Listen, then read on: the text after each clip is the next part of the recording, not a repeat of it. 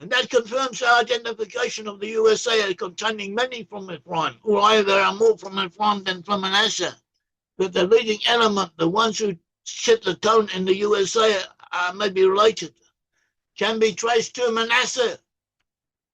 The USA is Manasseh, whereas Ephraim is Britain and the offshoots of Britain.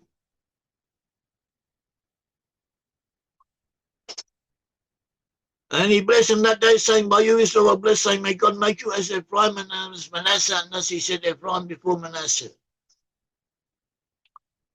Ephraim would precede Manasseh in history. That is the prophecy, and this is what has happened. Rabbi Zvi Elimelech Shapiro of Dinov, 1794-1840, this book, B'nai Yisachar, he comments on this. Why did Jacob not command that Manasseh be placed on his left side and Ephraim on his right? Why did Jacob have to cross his hands over? The truth is that Manasseh is the firstborn. The future and the most important building of all, that is the third temple, will be consecrated in a month dedicated to Manasseh, the middle month, and his standard will be in the center. That's why it says guarding his hand willingly. He did not take Manasseh over to the left side, but in truth Manasseh is the firstborn and the most important.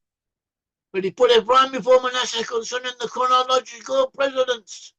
Ephraim historically would become important before Manasseh. It also give rise to Manasseh. But Manasseh in his time would be the most important. That is what he is saying. He's also relating Manasseh to the building of the temple. There's a tradition that descendants of Manasseh will help build the third temple.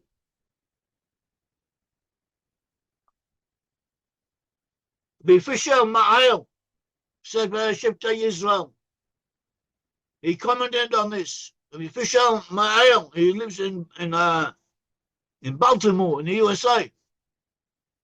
But he wrote a very important book, Shifta Yisrael, on the tribes of Israel, a big fat book, which is very condensed, very concentrated information on all the tribes. He says concerning this incident of Manasseh and Ephraim, I'm extracting a few extracts from what he says. The order of placing of the sons was important both in regards to their position and concerning Joseph. And then that concerning Jacob. Ephraim is the one who fulfills his place and must continue his part. Ephraim will continue the pathway and the inheritance of Jacob. But Joseph said Ephraim on his right-hand side to show that Ephraim is the main principle of his mind and the continuum of his path. But concerning Jacob, it is just the opposite. Manasseh is closer to the path of Jacob. And the USA Americans are nicknamed Yank in Yiddish. Yank is short for Jacob. It says Manasseh is closer to the path of Jacob. Jacob guided his hands wittingly to indicate that the greatness of Manasseh would not be revealed so soon. Jacob agreed only that Manasseh remained at his right side, for he is destined to complete the quality of Jacob himself in the building of the third temple. The third temple will be built with the help of Manasseh.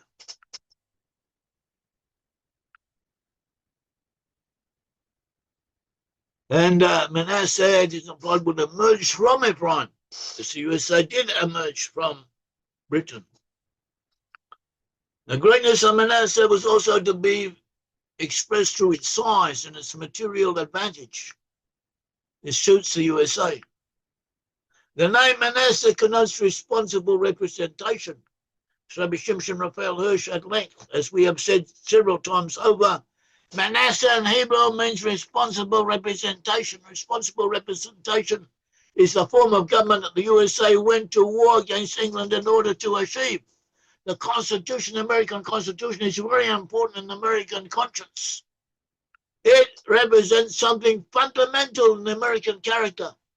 And this is the name Manasseh in Hebrew means responsible representation. Also, America, the name America, the very name America derives from Mechia, or the son of Machir. There was in France, in the Middle Ages, there was an important warrior, a knight, who was also Jewish or descendant of Jews. And he still spoke Hebrew, and his Hebrew name was Machir or HaMachiri. But the Gentiles, the Gentiles don't have the same letters. They can't express this in the same way. So they reverse the name of this warrior, this Hebrew Jewish warrior in France, to America or Americo.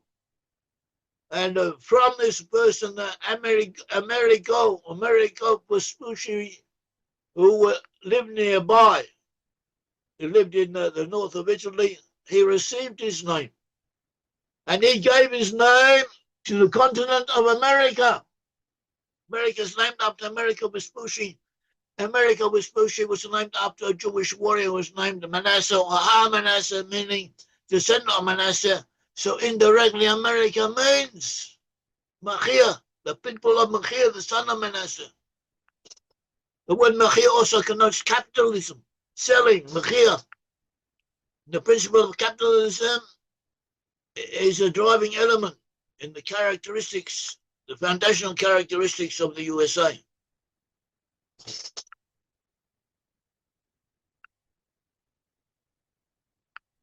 And so we have proofs showing that the USA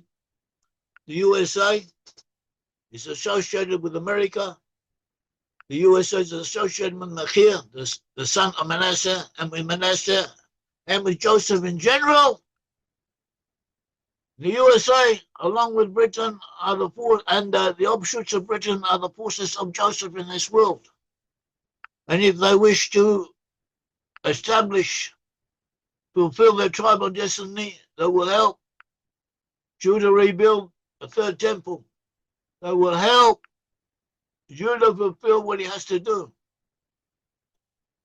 And in the past, there were offshoots from this group who were descended from Manasseh and from Shimeon, who converted to Judaism, were a portion of the Kuzas. So this too is worth noting, that there is an ancestral relationship even between the Jews and the peoples who gave rise to the USA. Thank you. May the Lord God of Israel bless you.